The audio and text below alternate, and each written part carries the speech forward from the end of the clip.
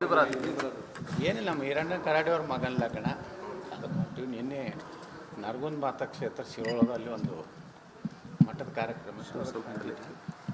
ಇಲ್ಲಿ ರಾತ್ರಿ ವಾಸ್ತವ ಮಾಡಿ ಮುಂದೆ ಪ್ರಯಾಣ ಬೆಳೆಸ್ತಾ ಇದ್ವಿ. ಇಲ್ಲರಿ, ಏನಿಲ್ಲ. ರಮೇಶ್ ಜಾರಕಿಹೊಳಿ ಮತಕ್ಷೇತ್ರ ಹೌದು, ಆದ್ರೆ ನಾವು ಹೋಗಲಕತ್ತಿದ್ದು ಲಗ್ನಕ್ಕೆ. ನಿಮ್ಮ ವಿರುದ್ಧ ಆಪ್ತೆಲ್ಲ ಸಭೆ ಮಾಡ್ತಾರೆ, ಬೇಕಾದ ಮಾಡಲಿ ಸಭೆ, ಇಂಟರ್ನ್ಯಾಷನಲ್ ಲೆವೆಲ್ದಾಗ ಮಾಡಲಿ. ಬೇಕಾದ್ರೆ ಅಮೇರಿಕ ಅಧ್ಯಕ್ಷನ ಕರೆದು ಮಾತಾಡಿ ಏನಾಗೋದಿಲ್ಲ. ಸರಿ.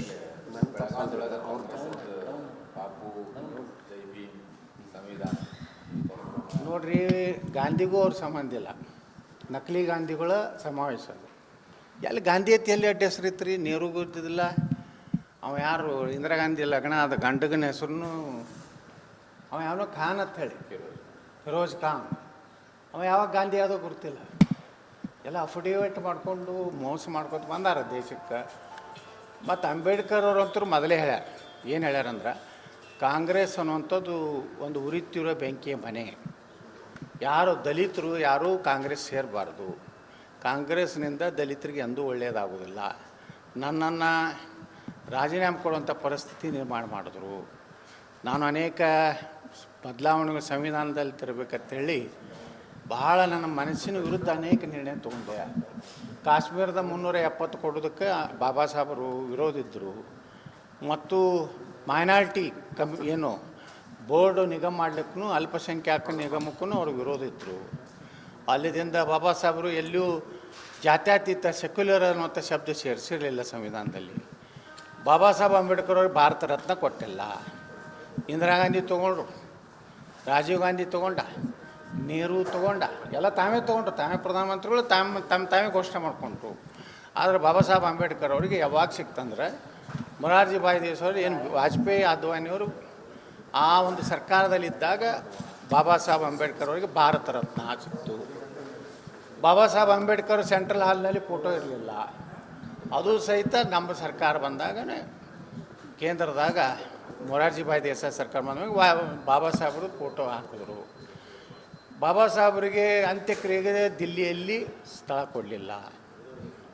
ಯಾವ ರೀತಿ ಬಾಬಾ ಸಾಹೇಬರ ಪಾರ್ಥಿವ ಶರೀರ ಮುಂಬೈಗೆ ತರಲಿಕ್ಕೆ ವಿಮಾನಕ್ಕೆ ವ್ಯವಸ್ಥೆ ಮಾಡಲಿಲ್ಲ. ಸ್ವತಃ ಬಾಬಾ ಸಾಹೇಬ್ ಅಂಬೇಡ್ಕರ್ ಅವರ ಕಾರ್ ಮಾರಿ, ಅವ್ರ ಸ್ವಂತ ಕಾರ್ ಮಾರಿ 5,000 ರೂಪಾಯಿ ತೊಗೊಂಡು. ಅದೇ ರಮೇಶ್ ಕುಮಾರ್ ನಮ್ಮ ಎಕ್ಸ್ ಸ್ಪೀಕರ್ ವಿಧಾನಸಭೆಯಲ್ಲಿ ಅವ್ನ ರೆಕಾರ್ಡ್ ಹೇಳ್ಯಾರಲ್ಲ, ಅವರ ಅಂತ್ಯಕ್ರಿಯೆಗೆ ಸಹಿತ ಇವ್ರಿಗೆ ವ್ಯವಸ್ಥೆ ಮಾಡಲಿಲ್ಲ. ಒಂದು ಚೌಪಾಟಿಯಲ್ಲಿ ದಾದರ್ನ ಒಂದು ಮೂಲೆಯಲ್ಲಿ ಬಾಬಾ ಸಾಹೇಬ್ರ ಅಂತ್ಯಕ್ರಿಯೆ ಆಯಿತು. ಇವತ್ತೇನಾದರೂ ಸಂವಿಧಾನಕ್ಕೆ ಬಾಬಾ ಸಾಹೇಬ್ರಿಗೆ ಗೌರವ ಕೊಟ್ಟಿದ್ದು ನರೇಂದ್ರ ಮೋದಿಯವರು. ಪಂಚತೀರ್ಥಗಳನ್ನು ಮಾಡಿ ಬಾಬಾ ಸಾಹೇಬ್ರು ಕಲಿತಂಥ ಲಂಡನ್ನ ಅವರ ಶಾಲೆ ಕೋಣೆ ಇರ್ಬೋದು, ಅಧ್ಯಯನ ಮಾಡಿದ ಕೋಣೆ ಇರ್ಬೋದು, ಅವರ ಕೊನೆಯ ಉಸಿರೆಳೆದಂಥ ದಿಲ್ಲಿ ಮನೆ ಇರ್ಬೋದು, ಮಾವು ಮಧ್ಯಪ್ರದೇಶದ ಮಾವುದಲ್ಲಿ ಅವ್ರ ಜನ್ಮ ಎಲ್ಲಿ ಆಗಿತ್ತು ಬಾಬಾ ಸಾಹೇಬ್ರದ್ದು, ಅದನ್ನು ಈ ರೀತಿ 5 ತೀರ್ಥಕ್ಷೇತ್ರ ಮಾಡಿದವರು ನರೇಂದ್ರ ಮೋದಿಯವರು. BJP ಬಂದ ಮ್ಯಾಗ ಒಂದೂ ಸಂವಿಧಾನದ ತಿದ್ದುಪಡಿ ಮಾಡುವಂಥ ಹೀನ ಕೆಲಸ ಮಾಡಿಲ್ಲ. ಏನಾರೇ ತಿದ್ದುಪಡಿ ಹೈಯೆಸ್ಟ್ ಕಾಂಗ್ರೆಸ್ನವ್ರು ಸುಮಾರು 70ಕ್ಕಿಂತ ಹೆಚ್ಚು ಸಂವಿಧಾನಕ್ಕೆ ತಿದ್ದುಪಡಿ ಮಾಡಿದ್ರೆ ಕಾಂಗ್ರೆಸ್ನವರು. ಈಗ ಜೈ ಭೀಮನಲ್ಲಕ್ಕೂ ಅವರಿಗೆ ಅನರ್ಹರಿದ್ದಾರೆ. ಗಾಂಧಿ ತತ್ವಗಳನ್ನು ಇವರು ಪಾಲಿಸೇ ಇಲ್ಲ. ಗಾಂಧಿ ಏನು ಹೇಳಿದ್ದ? ಸ್ವಾತಂತ್ರ್ಯ ಸಿಕ್ಕೊಳ್ಳೇನೆ ಕಾಂಗ್ರೆಸ್ ವಿಸರ್ಜನೆ ಮಾಡುತ್ತೇಳಿದ್ರು. ಇಂಥ ನಾಟಕ ಕಂಪನಿ ಇವರೆಲ್ಲ ಈಗ ಟೊಪ್ಪಿಗೆ ಹಾಕ್ಕೊಂಡು ಜೈ ರಾಮ್ ಅಂತ ಕೊಂಡಿರ್ತಾರಲ್ಲ, ನಾಚಿಕೆ ಆಗ್ಬೇಕು ಇವರಿಗೆ. ಸೋನಿಯಾ ಗಾಂಧಿಗೆ ಏನು ಸಂಬಂಧ ರೀ? ಗೋಡ್ಸೆ ಅವ್ರು ಹೊಡೆದಿದ್ದು ಒಂದೇ ಗಾಂಧಿ ಇನ್ನೇ 2 ಗೋಳಿ ಎಲ್ಲಿಯೂ ಬಂದು. ಗಾಂಧಿಯ ಶರೀರದಲ್ಲಿ 3 ಗೋಳಿ ಅದು.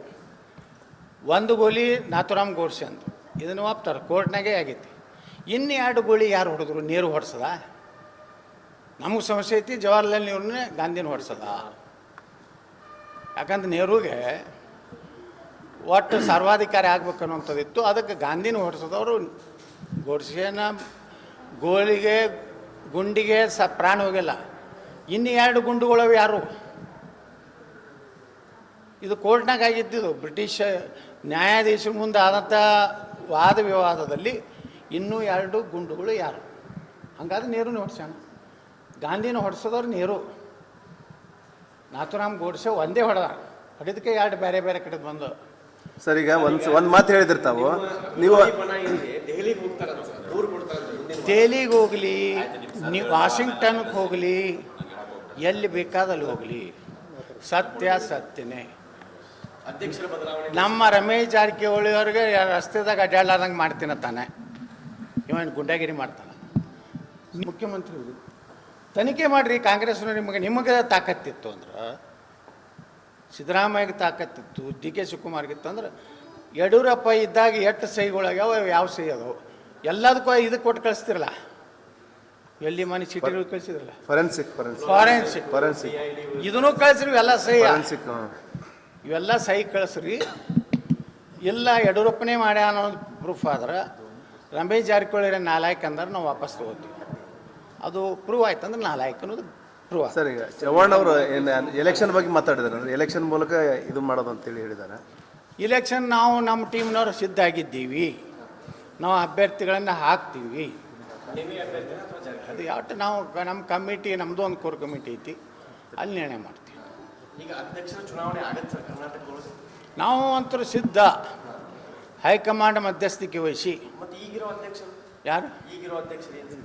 ಅಲ್ರಿ, ಚುನಾವಣೆ ಈಗ ಹಿಂದೆ ಒಬ್ಬ ಎಮ್ ಎಲ್ ಎ ಇದ್ದ, ಅಲ್ಲಿ ಚುನಾವಣೆ ಆದ್ಮೇಲೆ ಈ ಎಮ್ ಎಲ್ ಎ ಹೆಂಗೆ ಮಾಡಿ? ಮುಖ್ಯಮಂತ್ರಿ ತನಿಖೆ ಮಾಡಿರಿ, ಕಾಂಗ್ರೆಸ್ನವ್ರು ನಿಮಗೆ ತಾಕತ್ತಿತ್ತು ಅಂದ್ರೆ, ಸಿದ್ದರಾಮಯ್ಯಗೆ ತಾಕತ್ತಿತ್ತು, ಡಿ ಕೆ ಶಿವಕುಮಾರ್ಗಿತ್ತು ಅಂದ್ರೆ, ಯಡಿಯೂರಪ್ಪ ಇದ್ದಾಗ ಎಷ್ಟು ಸಹಿಗಳಾಗ್ಯಾವ, ಯಾವ ಸಹಿ ಅದಾವು, ಎಲ್ಲದಕ್ಕೂ ಇದಕ್ಕೆ ಕೊಟ್ಟು ಕಳಿಸ್ತಿರಲ್ಲ, ಎಲ್ಲಿ ಮನೆ ಸಿಟಿಗಳು ಕಳಿಸಿದ್ರಲ್ಲ, ಫಾರೆನ್ಸಿಕ್ ಇದನ್ನು ಕಳಿಸ್ರಿ, ಇವೆಲ್ಲ ಸಹಿ, ಇವೆಲ್ಲ ಸಹಿ ಕಳಿಸ್ರಿ. ಇಲ್ಲ ಯಡಿಯೂರಪ್ಪನೇ ಮಾಡ್ಯ ಅನ್ನೋದು ಪ್ರೂಫ್ ಆದ್ರೆ, ರಮೇಶ್ ಜಾರಕಿಹೊಳಿ ನಾಲಾಯಕ್ ಅಂದ್ರೆ ನಾವು ವಾಪಸ್ ತಗೋತೀವಿ. ಅದು ಪ್ರೂವ್ ಆಯ್ತು ಅಂದ್ರೆ ನಾಲಾಯಕ್ ಅನ್ನೋದು ಪ್ರೂವ್. ಸರ್ ಈಗ ಚವ್ಹಾಣ್ ಅವರು ಎಲೆಕ್ಷನ್ ಬಗ್ಗೆ ಮಾತಾಡಿದಾರೆ, ಎಲೆಕ್ಷನ್ ಮೂಲಕ ಇದು ಮಾಡೋದು ಅಂತೇಳಿ ಹೇಳಿದ್ದಾರೆ. ಇಲೆಕ್ಷನ್ ನಾವು ನಮ್ಮ ಟೀಮ್ನವ್ರು ಸಿದ್ಧ ಆಗಿದ್ದೀವಿ, ನಾವು ಅಭ್ಯರ್ಥಿಗಳನ್ನು ಹಾಕ್ತೀವಿ. ಅದು ಯಾವತ್ತು ನಾವು ನಮ್ಮ ಕಮಿಟಿ, ನಮ್ಮದು ಒಂದು ಕೋರ್ ಕಮಿಟಿ ಐತಿ, ಅಲ್ಲಿ ನಿರ್ಣಯ ಮಾಡ್ತೀವಿ. ಈಗ ಅಧ್ಯಕ್ಷರ ಚುನಾವಣೆ ಆಗತ್ತೆ ಸರ್ ಕರ್ನಾಟಕದೊಳಗೆ? ನಾವು ಅಂತೂ ಸಿದ್ಧ, ಹೈಕಮಾಂಡ್ ಮಧ್ಯಸ್ಥಿಕೆ ವಹಿಸಿ. ಮತ್ತು ಈಗಿರೋ ಅಧ್ಯಕ್ಷರು ಯಾರು? ಈಗಿರೋ ಅಧ್ಯಕ್ಷರು ಏನು?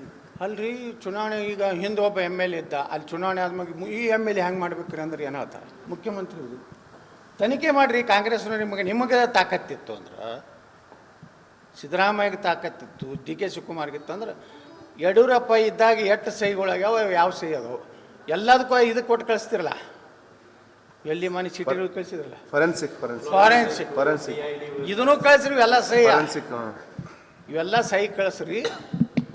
ಇಲ್ಲ ಯಡಿಯೂರಪ್ಪನೇ ಮಾಡ್ಯ ಅನ್ನೋದು ಪ್ರೂಫ್ ಆದ್ರೆ, ರಮೇಶ್ ಜಾರಕಿಹೊಳಿ ನಾಲಾಯಕ್ ಅಂದ್ರೆ ನಾವು ವಾಪಸ್ ತಗೋತೀವಿ. ಅದು ಪ್ರೂವ್ ಆಯ್ತು ಅಂದ್ರೆ ನಾಲಾಯಕ್ ಅನ್ನೋದು ಪ್ರೂವ್. ಸರ್ ಈಗ ಚವ್ಹಾಣ್ ಅವರು ಎಲೆಕ್ಷನ್ ಬಗ್ಗೆ ಮಾತಾಡಿದಾರೆ, ಎಲೆಕ್ಷನ್ ಮೂಲಕ ಇದು ಮಾಡೋದು ಅಂತೇಳಿ ಹೇಳಿದ್ದಾರೆ.